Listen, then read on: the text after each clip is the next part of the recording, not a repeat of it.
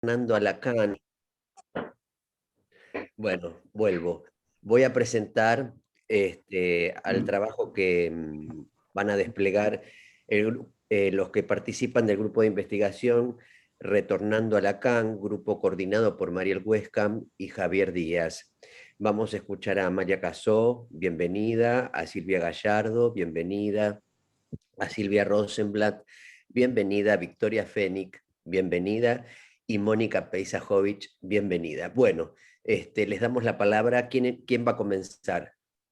Bueno, Bueno, va a comenzar, sí, ahora comienza Amalia. Yo me voy a mutear porque entran enfermeras y le di mi texto a Silvia Gallardo para que pudiera leerlo, ¿sí? Muchas Voy a gracias, intervenir en la Javier. medida que pueda, pero voy a estar presente y escuchando, ¿sí? Muchas beso gracias, grande, Javier. Javier. Bueno, adelante entonces. Bueno, voy a leer unas breves líneas que envió Mariel, que está con dificultades de internet, no puede conectarse, así que, bueno, en nombre de ella voy a leer estas palabras. ¿Se escucha bien? Un Sí. poco bajo se escucha. ¿Bajo? Bueno. Sí, si puedes a ver. subirlo. Ahí. ¿Ahora? ¿Mejoró? Un poquito, sí. Hay un Bueno. ruido de fondo. Hay un ruido como raro. Pero es la computadora que hace ese ruido, la ventilación de la computadora. Ah, cierto, el ventilador. Bueno, Sí. Bueno, retornando a Lacan, dimos en llamar a este grupo de investigación. Grupo que fue convocado por un cártel en principio, retornando incesantemente a Lacan y a Freud para interrogarlo desde nuestra práctica. La letra que nos dejaron no es letra muerta si volvemos a ella para corroborar, reflexionar y debatir. Nos propusimos trabajar la teoría y la práctica no dando nada por sentado.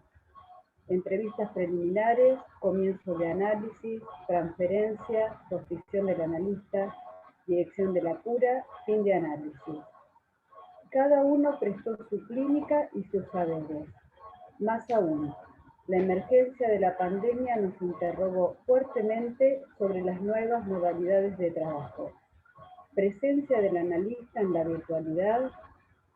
El lazo de trabajo fue y es intenso, propiciando el debate, la reflexión. El mantener una pregunta sin respuesta y dejar flotando respuestas transitorias. Es así que este trabajo continúa retornando, gracias a los que prestaron su escucha y sus saberes. Bueno, hasta acá esto que nos envía María. gracias, Amalia. Bueno, soy Silvia Gallardo, voy a pasar a leer lo que me transmitió Javier. Por suerte pudo estar aquí para contarnos un poco. Voy a dar comienzo a este escrito de él. Jornadas de cárteles y grupos de investigación, agosto del 21. Grupo de investigación, retornando a Lacan. En principio quiero contar nuestro origen como grupo de investigación.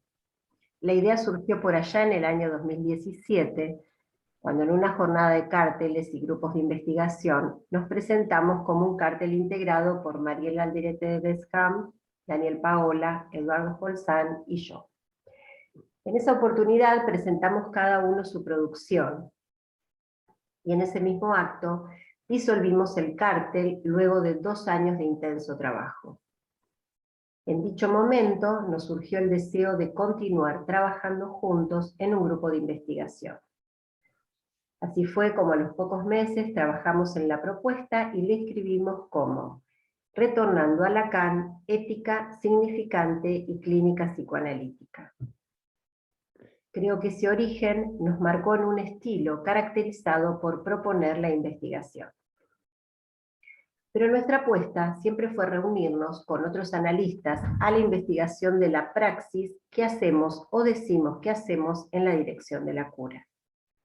El deseo de investigar, del latín investigatio, esta palabra conformada por 2 vocablos del latín, in, que significa hacia, y vestigium, que significa huella, pista, rastro. Retornando a Lacan es nuestra propuesta y lo explicitamos con el uso del gerundio que manifiesta que esa acción se está llevando adelante hacia las huellas, tomando las pistas teóricas o clínicas que los participantes agrupados bajo este deseo común de seguir investigando sobre el psicoanálisis y su porvenir. Herederos de nuestros maestros Freud y Lacan, ejercemos el derecho y la autorización de no ser religiosos, siendo incrédulos de verdades, garantías o saberes unificadores. Lanzamos nuestra investigación con una profunda crítica a todos los conceptos del psicoanálisis, tanto en su teoría como en su práctica, para poder investigar variantes e invariantes de nuestra práctica actual. La falta de saber que emana del universo del discurso, como sistema lógicamente incompleto, nos invita a la relectura de quienes nos precedieron y de otros autores contemporáneos, pero sobre todo a descifrar las preguntas que agujerean el saber y que provienen de nuestra práctica. Las histéricas de Freud evocaron un cuerpo para ser descifrado, que manifestaba síntomas fuera de la causalidad de un organismo con causalidades simbólicas. La medicina, la ciencia tradicional, había concluido que dichas pacientes no tenían nada. Pero la genialidad de Freud, al reconocer que esas pacientes padecían, sufrían, estaban enfermas, conlleva una diferencia fundacional por aceptar que la ausencia de respuestas o del saber sobre las causas no suprimía la enfermedad de las pacientes.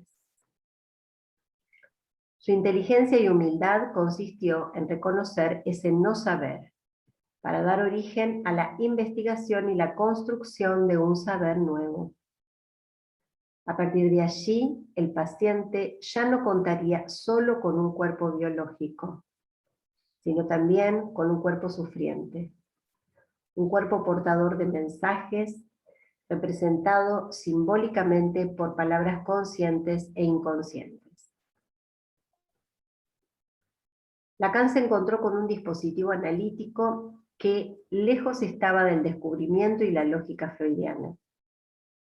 Retornando a Freud, recuperó los resultados de sus investigaciones, sus aciertos y desaciertos, encontró la lógica que él proponía y la desarrolló con todos los elementos de los paradigmas del conocimiento de su época y la genialidad del maestro francés.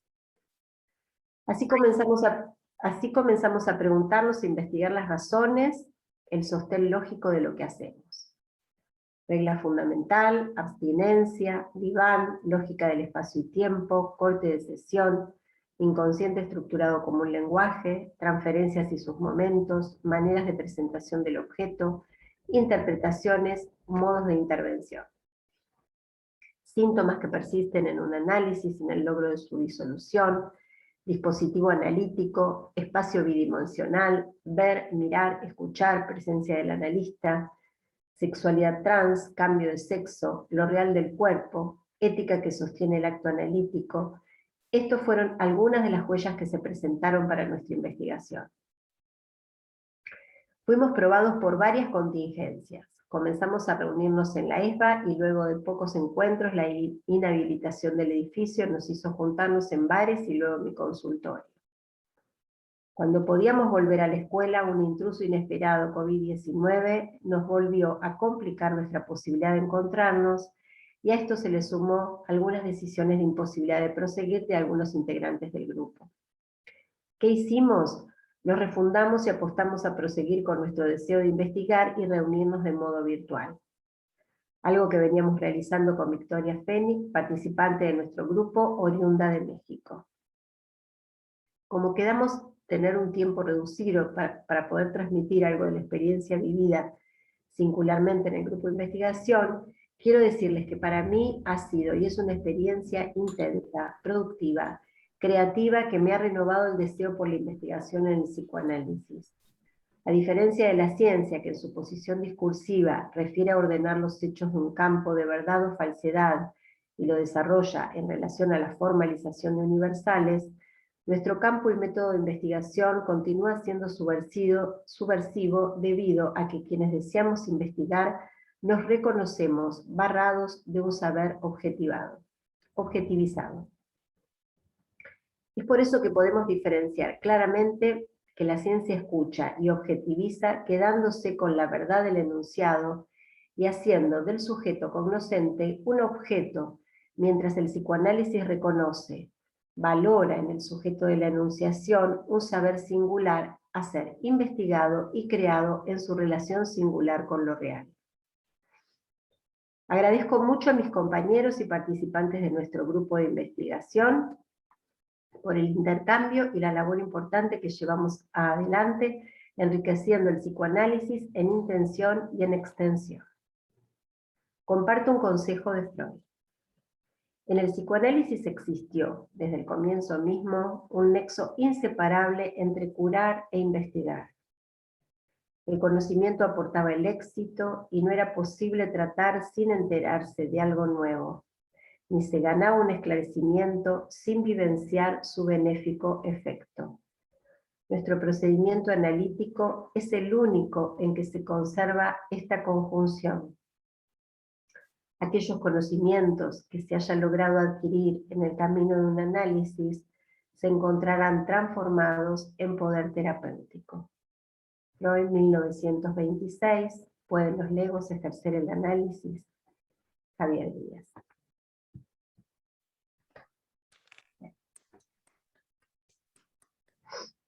Bueno, muchas gracias Javier, muchas gracias Silvia. Adelante. Bueno, ¿quién va a tomar la palabra ahora? ¿Amalia? Sí. Amalia. Amalia, te escuchamos. Bueno, en principio quiero agradecer a la Escuela Freudiana de Buenos Aires por darnos el espacio para enlazarnos, a la organización de esta jornada, a la comisión directiva y a mis compañeros del grupo de investigación, porque la verdad que en estos tiempos pandémicos seguimos apostando al lazo y eso me parece muy valioso. Bueno, retornando implica la posibilidad de dar una vuelta más a lo que ha sido planteado como retorno. Lacan propone en el escrito La cosa freudiana o el sentido del retorno a Freud en psicoanálisis, volver a poner en vigor el descubrimiento freudiano. El retorno al punto de partida se hace necesario al ubicar los desvíos en los que se había incurrido en el movimiento psicoanalítico de ese entonces. Fortalecimiento del yo, confusión entre inconsciente y ello, acentuación de lo imaginario que acarrea consecuencias en la dirección de la cura, ya sea en la consideración de la transferencia como un enlace entre dos, planteada desde esa orientación como intersubjetividad, así como también en su desenlace respecto del fin de análisis proponiendo la identificación al analista.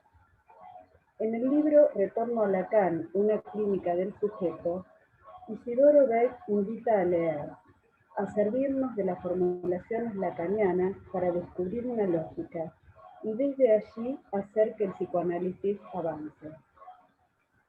También esta propuesta surge por situar los desvíos propios de nuestra época, donde se acentúa el corte de goce, descartando el trabajo con lo imaginario, específicamente con el sentido, y estableciendo la caducidad de la interpretación.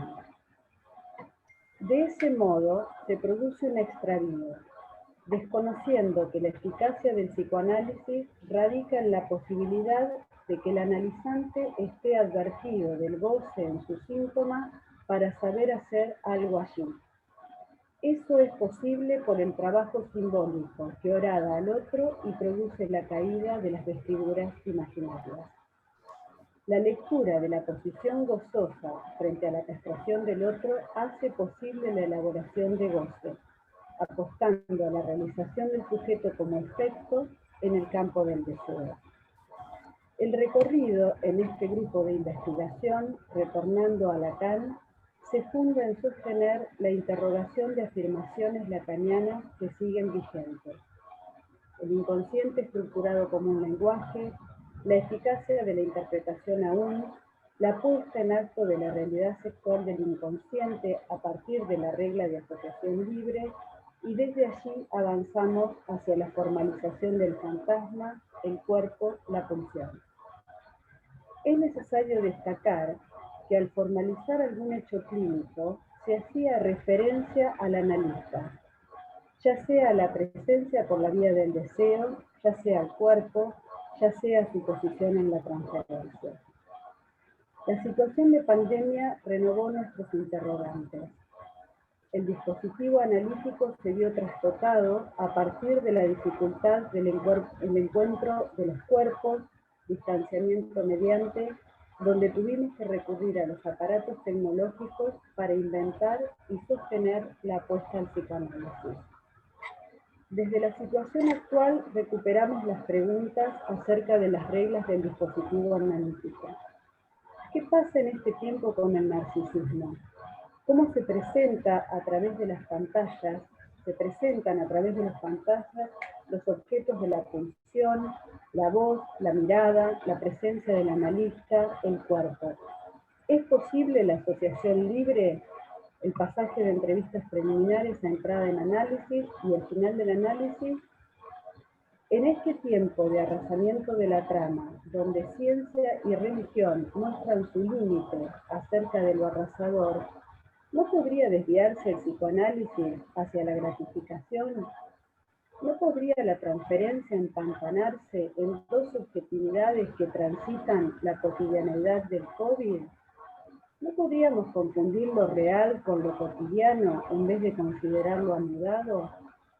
¿Podría producirse un desvío respecto de la consideración del inconsciente? Prefiero las preguntas abiertas. En este momento puedo decir que Retornando a Lacan es una investigación que me posibilita establecer que al interrogar cada uno de los fundamentos se juega el deseo de analista, o como lo dice Lacan en un tiempo avanzado en su enseñanza, un saber hacer. Retornando implica la conjugación del verbo retornar. Expresa variaciones de voz, modo, tiempo, persona, etc. Es un movimiento de retorno a un punto anterior, como lógica de la posteriori, pero en esa vuelta está implicado el analista en su función. En la clínica, ese movimiento lo situamos con la repetición. Dos tiempos articulados con un intervalo que requieren lectura. En el análisis en intención, el analista, presentificando la falta en ser a través de las palabras, jugando en la escena una cobertura imaginaria singular y adecuada a cada analizante, orientará sus intervenciones a lo real que se pone en acto en transferencia, apostando al sujeto como efecto en el campo del deseo, acotando el goce incestuoso que mortifica. El análisis avanza por regresión, por el retorno, por la rotación discursiva, por la vuelta de la pulsión en torno al objeto se sitúa la castración, evidenciando que ahí donde se creía haber estado es imposible estar. También es esperable que ejercitemos ese retornando en la extensión, dando razones cada vez de lo que en la clínica se presenta, y desde allí interroguemos las formulaciones de inicio. La praxis analítica avanza en movimiento de retorno. Es un movimiento que compromete al analista en su función, en sus intervenciones en el dispositivo analítico, así como también cuando produce formalizaciones en la extensión. Es ese un ejercicio que pone en vigor el descubrimiento freudiano. Volver a las fuentes desde una interrogación provocada por la subjetividad de cada época da chances para que el psicoanálisis persista en el campo de la cultura, apostando al sujeto y al deseo. Retornando, sitúa un compromiso de implicación en la lectura que se realiza, desde un lugar diferente al punto de inicio. Retornando, es posible inscribir la pérdida como falta, dado que en ese movimiento se constata la imposibilidad de volver al estado anterior. Cada vuelta es una nueva vuelta si en ella se articula el deseo. Gracias.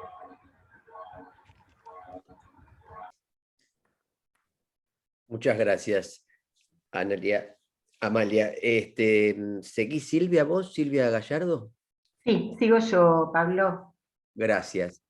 Bueno, renuevo el agradecimiento en esta organización, no solo para mantener este lazo que siempre la escuela mantiene, sino bueno, por la particularidad que venimos atravesando y todos sabemos de estos años, porque bueno, la posibilidad del lazo que nos dio el psicoanálisis en esta pandemia creo que es maravillosa. Bueno, comienzo mi trabajo. Quisiera dejar abierto el nombre posible al recorrido de este grupo de investigación y encabezarlo de diferentes maneras. Una de ellas sería significación de un regreso o sentido de un retorno y, ¿por qué no, retorno de un sentido? Hace 2 años nos llamamos a trabajar en común y a nombre propio detrás de un Retornando a Lacan, ética, clínica y significante. Nos planteamos conceptos, caminos ya andados y trajimos el decir de la clínica, revelador en este momento a partir del tema que hoy me convoca. Pensar el retorno de la mano del psicoanálisis se hizo posible como subversión de la función del saber, sustraída de preconcepciones y tomando potencia allí donde algún sentido llega a su límite.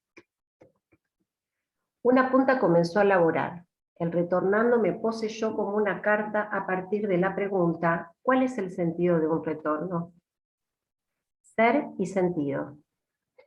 Llegué a pensar que retornar señala más de un lugar, aquel del que se parte, aquel al que se llega, y aquel que a veces hace que ya no seamos los mismos luego del recorrido. Este tramo, lejos de cierta exigencia, retoma términos, conceptos como sentido y significación a fin de sostener la equivocidad del psicoanálisis.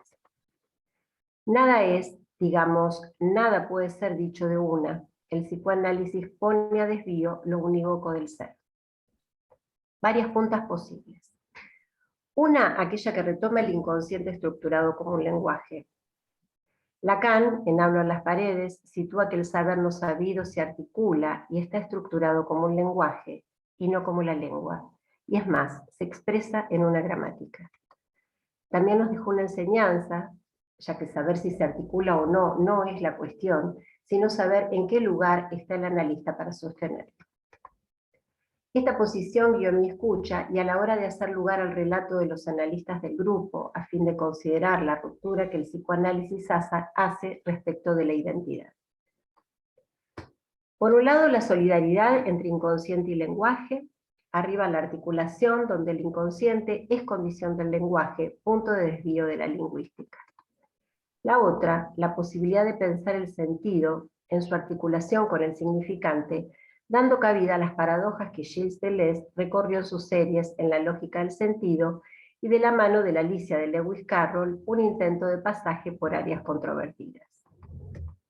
Y por último, la clínica compartida en el grupo, que puso en mis reflexiones a considerar ese ser que se solidariza con la identidad, temas atravesados por los discursos sociales y de género que convocan a nuevas significaciones. Estas puntas me llevan a la idea de paradoja y de frontera. Repensar en el inconsciente estructurado como un lenguaje, esa gran subversión donde una barra agujerea la versión globalizante, la significación demanda un nuevo articulador. Es la ausencia la que hace que un significante represente un sujeto para otro significante. Es la ausencia y es el paso. ¿Cómo significar una ausencia? El significante comienza en la ya conocida posibilidad de la ausencia de la huella, pero a la manera de situarse como condición, como estado. La huella borrada, arma... Se prendió el celular, decime. ¿Pasó Por algo? favor, Estela Wirkovich, ahí está, gracias. ¿Ahora sí? Sí, Silvia, gracias, perdón. No, está bien. El significante comienza en la ya conocida posibilidad de la ausencia de la huella, pero a la manera de situarse como condición, como estado. La huella borrada arma lo posible de un borramiento, permitiendo alojar ese vacío, condición de la causa de un sujeto en el deseo inconsciente. Allí donde hay significante, posibilidad de ausencia, esa lógica que comienza por un sentido puede arribar a otro sentido a partir de la ausencia de sentido. Significante y sentido no unívoco se solidarizan, haciendo que lo que lo mortificante se reduzca. A la búsqueda de ese ser no sabido, la Alicia de Lewis Carroll, en la experiencia del ser como consecuencia de la experiencia de la lógica del sentido, puede soportar la pregunta del ¿qué soy? ¿La de ahora? ¿Ya no soy la de antes? Y nada más y nada menos que por efectos de superficie, allí donde ya no entra en una habitación o no puede salir por la puerta que entró. Allí donde recordar ya no es, en Alicia, ¿no? Ya no es hacia atrás, es acontecer en un nuevo tiempo. La condena se enuncia antes del crimen. Tiempos y espacios se desplazan y hacen frontera en nuevas significaciones. Los interlocutores de este país de maravillas proponen una ausencia a ese saber no subvertido de Alicia. El sentido está en el paso, es como ese entre que vincula fortidad en la frontera, lugar por donde circulan las paradojas. La paradoja es el despliegue del lenguaje a lo largo del límite. La paradoja rompe con la idea de identidad. Entre las palabras y las cosas hay expresables que pueden ser dichos o no. Los interlocutores de Alicia le proponen que arme su paso, su camino, porque allí está el destino de la carta. No es más que el propio desvío, la extranjeridad de la propia lengua. Alicia es una experiencia del lenguaje en la paradoja. Podría homologarse a una experiencia del ser hablante, del ser de sujeto, desligado de la ontología. Es un recorrido que debe sustraer significación. Una nueva significación en puerta proponen los desvíos. Quizás Alicia se proponga arribar a significados sin pasar por la ausencia de sentido, creyendo en respuestas oraculares, buscando identidades. Esta es una posición que la clínica que compartimos a veces demanda. Los interlocutores de este país de maravillas, estos pasadores, proponen una sustracción de saber, un paso que haga el trayecto propio. Ni oráculos ni significados destinos. Hay respuestas indecidibles, quizás una carta robada, desviada, retrasada.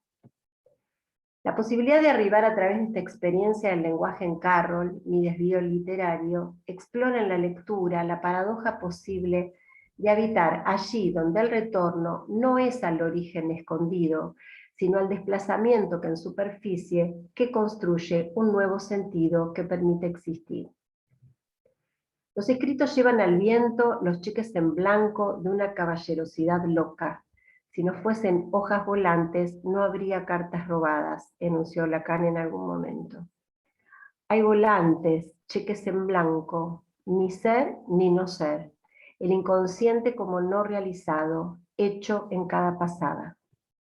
Alicia podría ser hija de la lógica del sentido deleuziana y de la lógica del significante, porque atraviesa esta experiencia del lenguaje, puede soportar arribar a otro sentido posible. No hay significado de un regreso, sino a partir de la experiencia de retornar a un sentido como efecto. Propongo esto, recorrido, a la manera de como Juan Forn nombró con estas palabras: perlas guardadas en la memoria que se han convertido en huellas semiborradas a descifrar en el presente, haciendo de la actualidad núcleo del pasado. Bueno.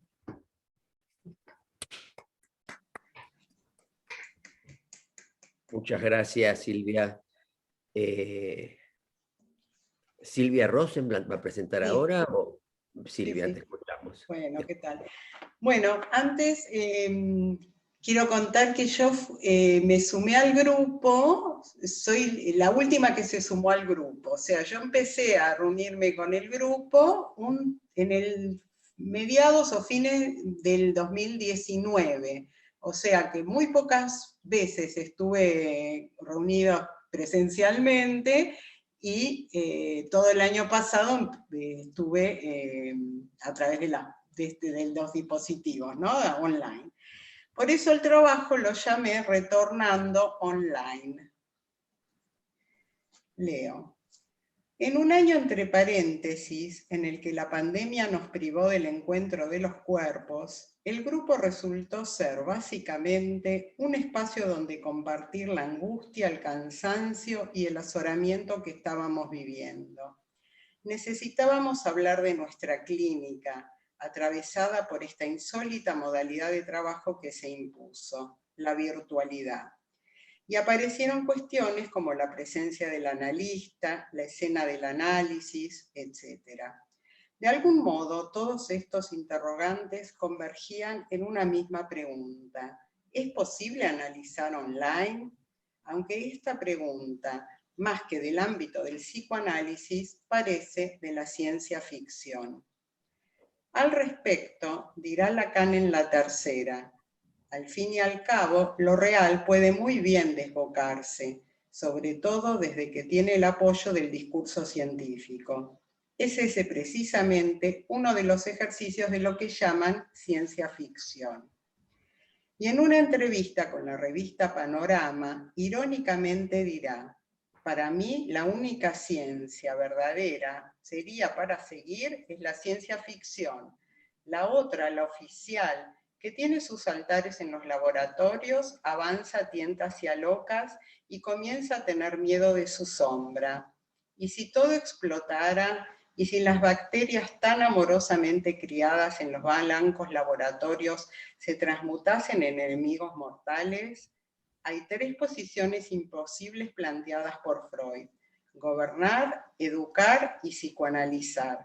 Agregaría una cuarta, la ciencia, aunque al mismo nivel que en los otros casos, los científicos no saben que están en una posición insostenible. Ahora bien, el psicoanálisis, en tanto práctica del discurso orientado a lo real, se lleva a cabo con esta nueva modalidad. Entonces, la pregunta sería: ¿qué cambia con la virtualidad? ¿Dónde queda el cuerpo y la presencia irreductible del analista, testigo de la pérdida del campo del inconsciente? Actualmente hay algunos análisis que transcurren por teléfono y otros a través de la pantalla. El teléfono implica la voz y la voz tiene cuerpo. En general, los análisis más avanzados suelen proseguir por esta vía, que podría equipararse al diván. En cambio, otros análisis necesitan de la imagen, especialmente en sus comienzos. ¿Sería una especie de cara a cara? ¿Es esto suficiente? Queda abierta la pregunta. Por otra parte, no debe ser casualidad que en el año de la pandemia recaláramos en unas entrevistas que había realizado una compañera del grupo a un transexual que estaba aguardando para ser operado. ¿Otra confluencia entre psicoanálisis, ciencia ficción y cuerpo? Mientras que la homosexualidad podríamos ubicarla del lado de la elección de objeto, el transexual estaría más próximo a la psicosis. Incómodo con su cuerpo, lo contradice. Afirma ser mujer, aún en contra de las evidencias de su cuerpo, y pretende corregir ese error solo para tener existencia. En el material que trabajamos previamente había ocurrido un intento de suicidio, de modo que al tomar la decisión de operarse, logró cierta calma. A diferencia del síntoma, que intenta anudar algo en el lugar de la falla, la operación de cambio de sexo que se pretende adquiere un carácter ortopédico. Actúa como una prótesis para hacerse un cuerpo y así existir. Por eso tranquiliza imaginariamente, pero no motoriza y lo deja allí detenido. No se trata del goce sexual, sino de ser mujer, reducido simplemente a la anatomía y a la imagen del cuerpo, ya que confunde el órgano con el significante. Dirá Lacan en Opir: su pasión, la de transexual, es la locura de querer liberarse de ese error, el error común, que no ve que el significante es el goce y que el falo no es más que su significado. Y por último, el nombre del grupo, retornando a Lacan, entendido como un movimiento constante, un ir y venir. Uno siempre está volviendo desde algún lugar, con su experiencia, su lectura, sus cuestionamientos y la subjetividad de la época. Eso es todo. Muchas gracias, Silvia. Gracias. Victoria, ¿continúas vos? Desmuteate. Sí. Gracias. Bárbaro. No, gracias a vos.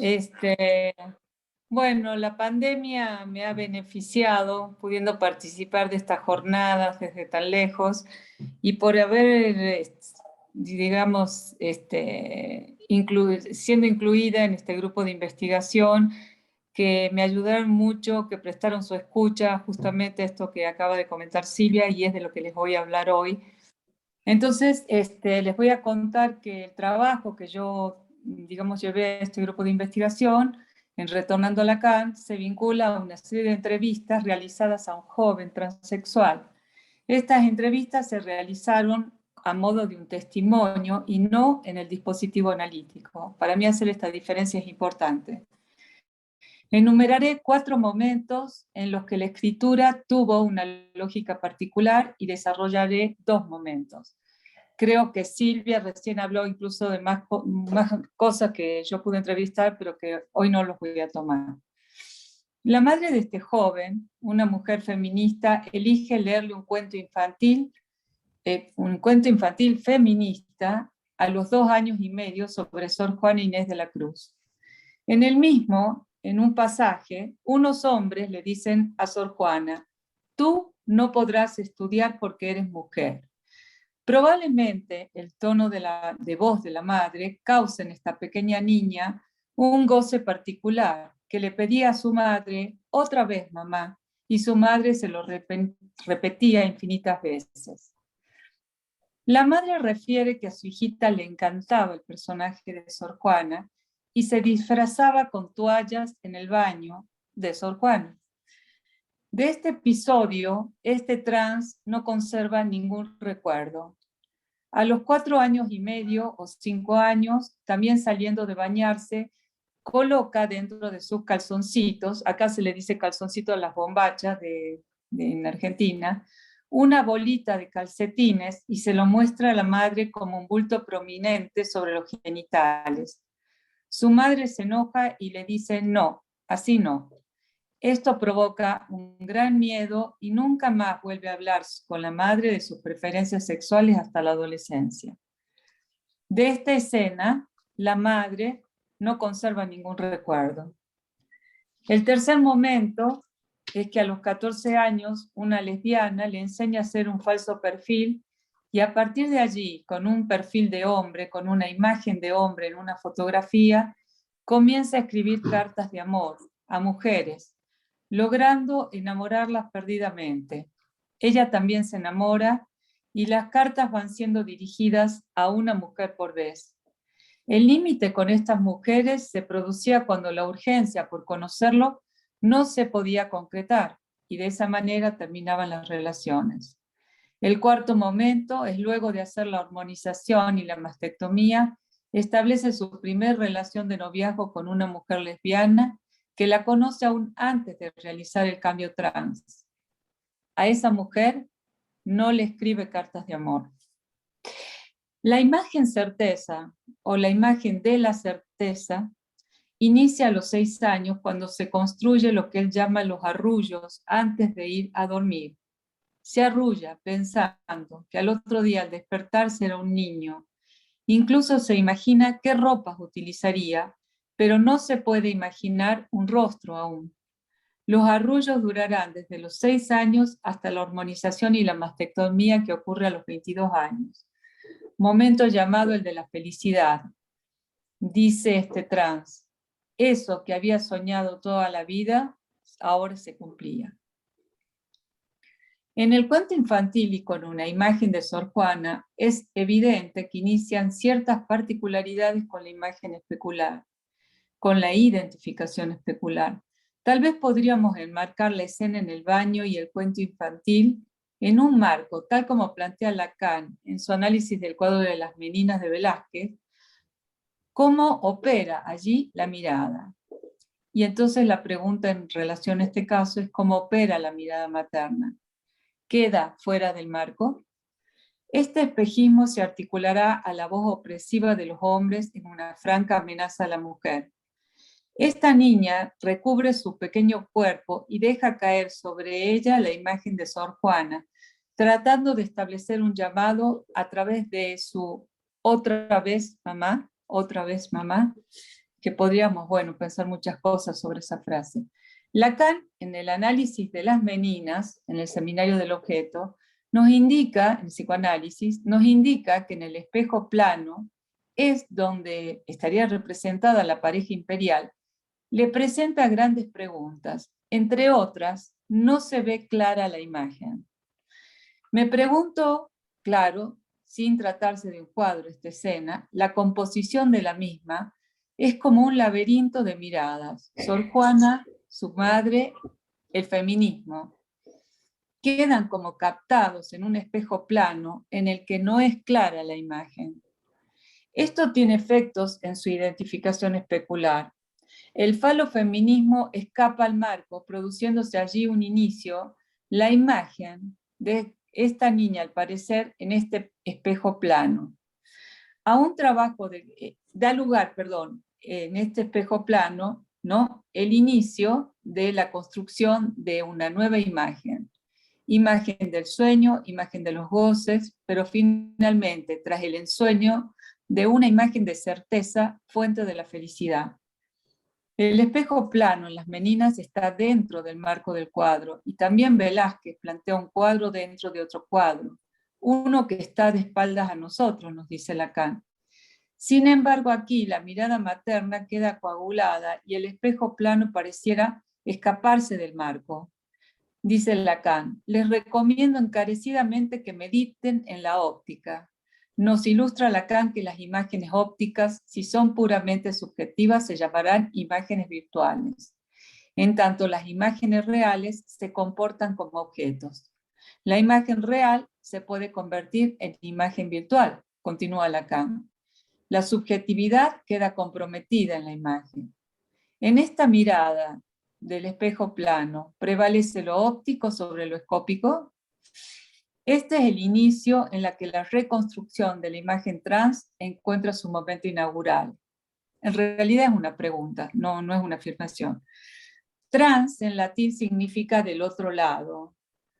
Agregaría del otro lado del marco, y en un gesto autoerótico los calcetines en el calzón inician el camino de tapar, suprimir la falta, hasta concluir con un arrullo autoerótico, despertando este trans convertido en un niño del cual solo puede ver la ropa.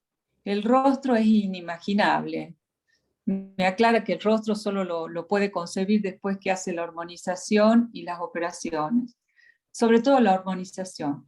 Lacan dirá, en el espejo tendrá el lugar el mundo en bruto, un espacio donde cada quien se localiza con las experiencias en común. En su libro Lo entrañable, en su capítulo La otra mirada, sin la, Mariela Alderete de Huesca relee un artículo de Silicet y nos plantea que la madre, a la hora de la constitución de la imagen, su mirada puede estar absorbido en otros juegos de espejos. Mi pregunta, son muchas en realidad, es cómo este goce vinculado a la imagen certeza queda desanudada. ¿Cuál es el espejo y su función que operó en la constitución en este trans que testimonia? Y también qué significa felicidad de la imagen. Muchas gracias.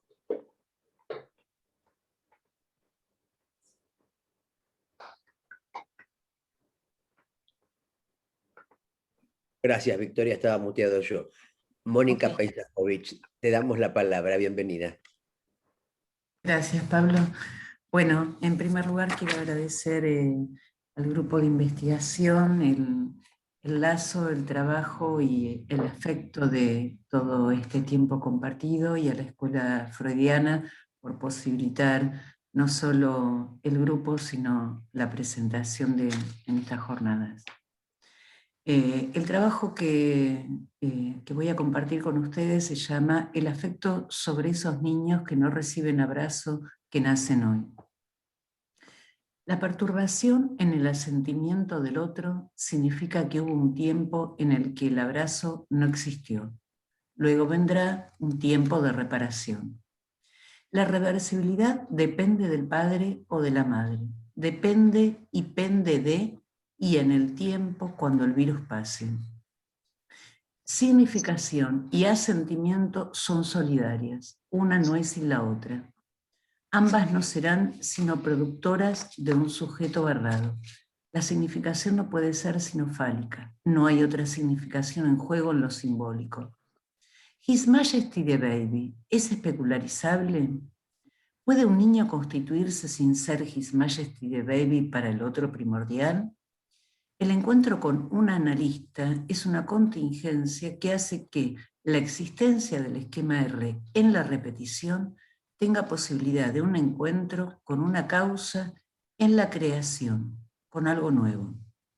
Ubiquemos juntos ese lugar del asentimiento en el espejo, en el estadio especular. Lo muestro así porque no encontré otra forma, no sé si se puede compartir pantalla.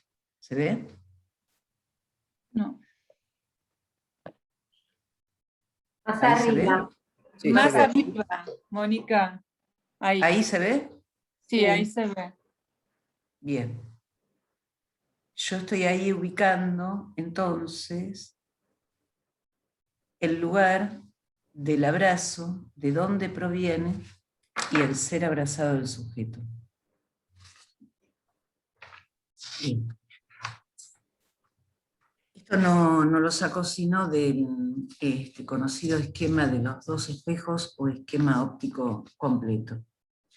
Del lado de idea, si quieren lo sigo mostrando, si no, si lo recuerdan, me avisan si quieren que lo siga compartiendo. Del lado de idea se encuentra la primera señal, las primeras inscripciones, espejo curvo mediante. Esto pasa del lado de I' de A, sí solo sí, tuvo como condición al otro primordial, en tanto transmisión fálica, ubicando a ese infans como His Majesty the Baby, accidentes mediante que a veces suceden. La flecha roja, vuelvo a ponerlo, la flecha roja que entra a la izquierda del espejo curvo es la transmisión del otro primordial a la madre del niño en el espejo. Cada uno tiene su inconsciente y de eso se trata la transmisión. La misma flecha, y a modo ilustrativo, la vemos más arriba, contenida en la flecha descendente.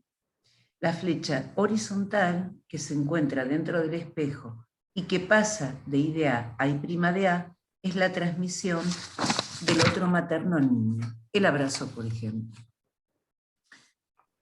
El infante se siente abrazado desde que llega al mundo en el mejor de los casos y si las cosas marchan bien, por buen camino. Caso contrario, dijimos que hablamos de psicosis, autismo y otras variantes de problemáticas graves, donde tomar al infante en los brazos al nacer y por mucho tiempo más no significa abrazar. El otro materno abraza con y sin palabras, con la mirada, con las caricias, con su inconsciente. Y eso hace a la magia del psicoanálisis. Eso hace a la magia no solo de nuestras teorizaciones, sino de la posibilidad de realizar una reparación tantas veces cuando la estructura nos lo permite, no sin la fundamental ayuda de los padres y o de la madre en particular. Y es porque nunca abandonamos el espejo, porque el espejo sigue siendo parte de nuestras vidas al que es necesario o hasta imprescindible volver una y otra vez como cada mañana al levantarnos. En estas épocas de distanciamiento social, la angustia aparece justamente por el subrayado de esa primera época en que tuvimos que ser imprescindiblemente sostenidos por otro, por la bendita prematuración con la que venimos al mundo y que se remarca en estos tiempos, donde tanto se busca al otro por las vías que nos permite la tecnología, a la cual no solo tenemos que agradecer esto, sino que hacemos uso en los tratamientos. Gracias a ella también podemos atender niños hoy a través de la computadora de cada uno. Abrazo y asentimiento se constituyen juntos en un punto en el cual el abrazo cobra otro valor, no diferente del anterior, sino que el asentimiento es un abrazo simbólico al niño, es la ratificación del valor de la imagen en el espejo.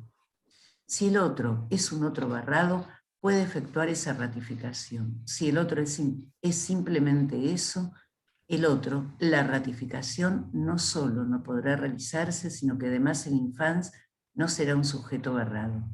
¿De qué constitución psíquica y división subjetiva se puede hablar en esos casos? Autismo, psicosis, etc.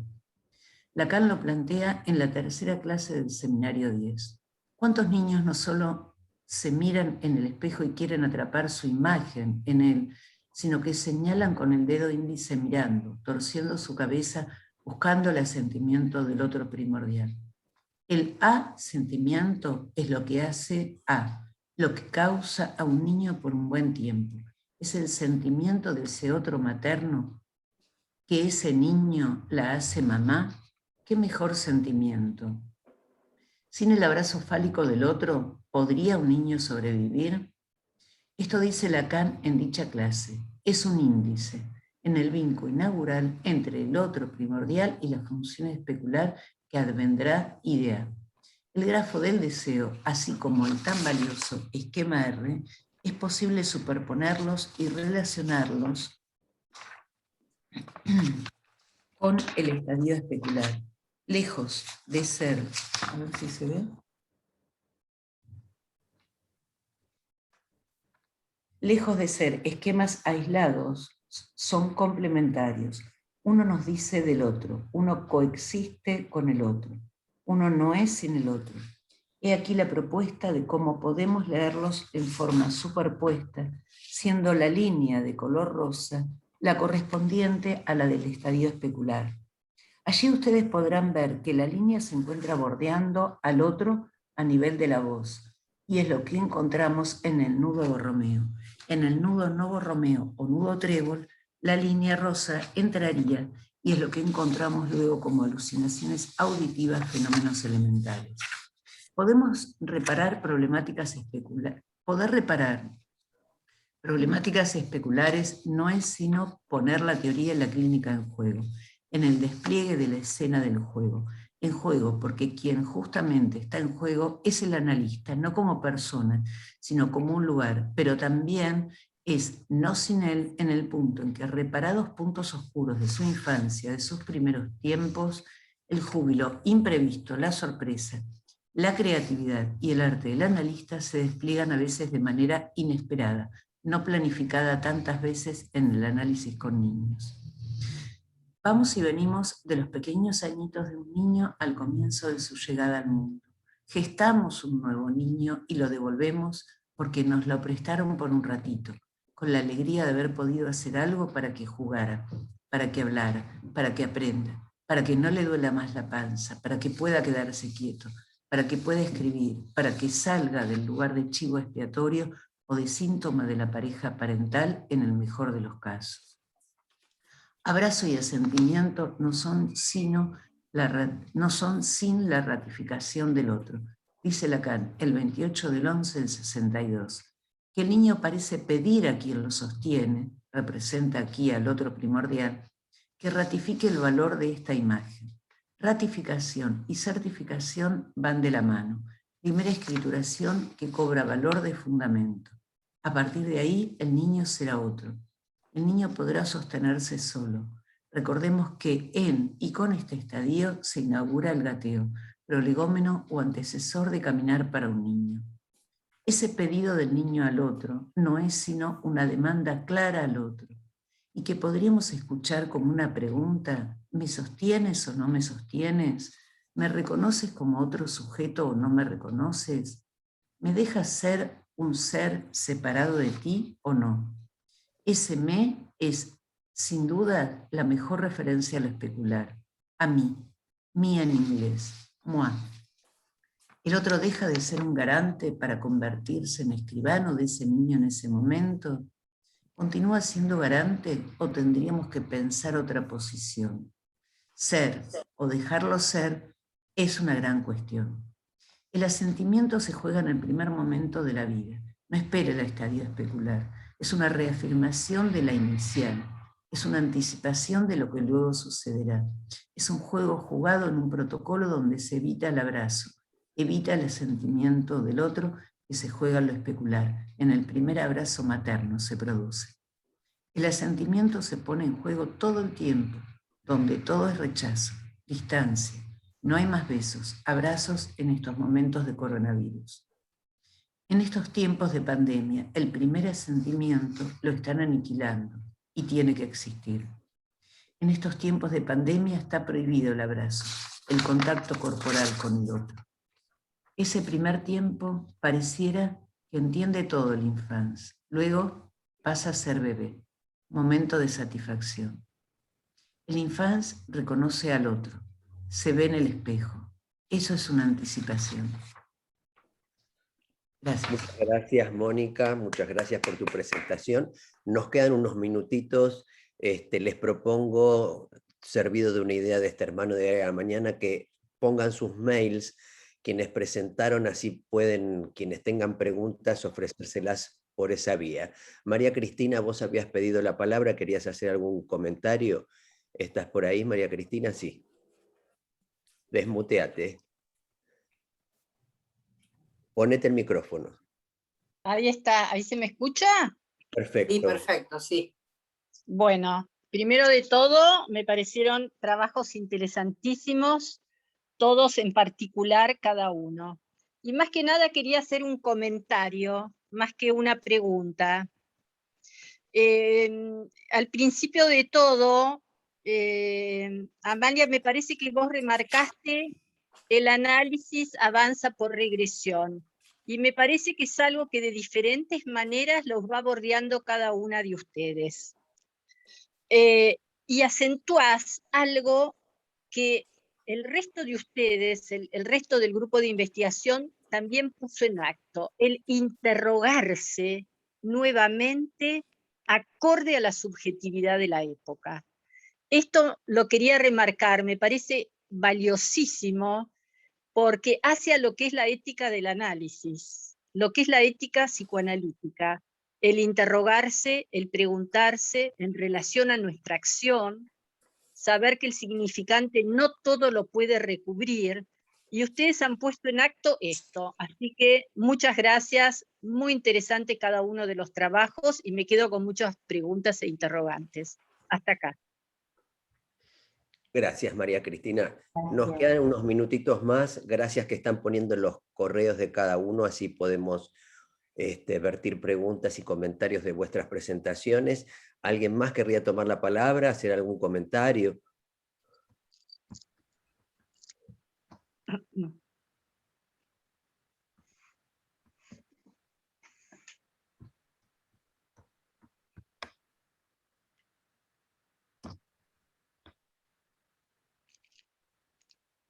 Bueno, tomo la palabra un poquito como para ver si generamos el intercambio. Me parece, María Cristina, que es interesante este recorrido que puntuás, ¿no? Esta acentuación que puntuás y que fue produciéndose en cada uno de los escritos que fuimos presentando, que no los habíamos leído antes, así que, bueno, nos sorprende eso también. Hay alguien con un micrófono, ¿no? Por favor, de novo. Eu queria te perguntar se você se importa. Sálete, ahí está. Listo, María, disculpanos. Bueno, y esto que fui como también escuchando, ¿no? La necesidad de mantener la pregunta abierta, preguntas sin respuesta, o Silvia que decía respuesta indecidible, ¿no? Hacerle lugar a la paradoja. Me parece que eso es lo que motoriza el trabajo, de la misma manera en que en la clínica, digamos, ese es el trabajo del sujeto, ¿no? La interrogación. Me parece que el compromiso del analista y la posición ética tiene que ver con eso, con hacerle lugar a ese movimiento y no quedar estancado en una certeza. Me parece que esa es la cuestión. Coincido. No, quisiera aprovechar porque se produjo como una interlocución en transversal a partir de escucharla ayer a Victoria desde México en otro trabajo que presentó. Y quisiera aclarar algo, digamos, que me pareció muy enriquecedor, Victoria, lo que vos trajiste una clínica de alguien que, por lo que entendí, no es un paciente, pero que sí me permitió y fue iluminador para pensar este trabajo, porque detrás de los discursos de la época en relación al tema de qué identidad, ¿sí? Me parece que esta es una pregunta que convoca al psicoanálisis también, más allá del tema de si falocéntrico o no, a dar una respuesta, ¿no? Por eso para mí es muy importante la posibilidad de la escucha, donde uno puede situarse, como decía Lacan, estar a la altura de si se puede articular o no, y qué se puede articular o no, de poder estar a la altura de escuchar ahí donde hay la posibilidad de la ausencia de sentido o no, ¿sí? Lo cual no quiere decir que esto nos impida poder escuchar a estas nuevas modalidades de identidades como se llaman socialmente.